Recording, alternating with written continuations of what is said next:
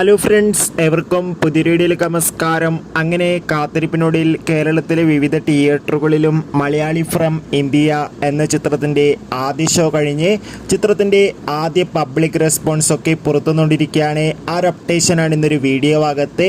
വീഡിയോയ്ക്ക് മുൻപ് video like ചെയ്യുക, ചാനൽ സബ്സ്ക്രൈബ് ചെയ്യുക. ഈ വരുന്ന ഏപ്രിൽ മെയ് മാസങ്ങളിൽ ധാരാളം ചിത്രങ്ങൾ OTT റിലീസ് ചെയ്യാൻ പോവുകയാണ്. നമ്മുടെ ചാനൽ ഭാഗം പരിശോധിച്ചാൽ നിങ്ങൾക്ക് കാണാൻ വേണ്ടി സാധിക്കുന്നതായിരിക്കും.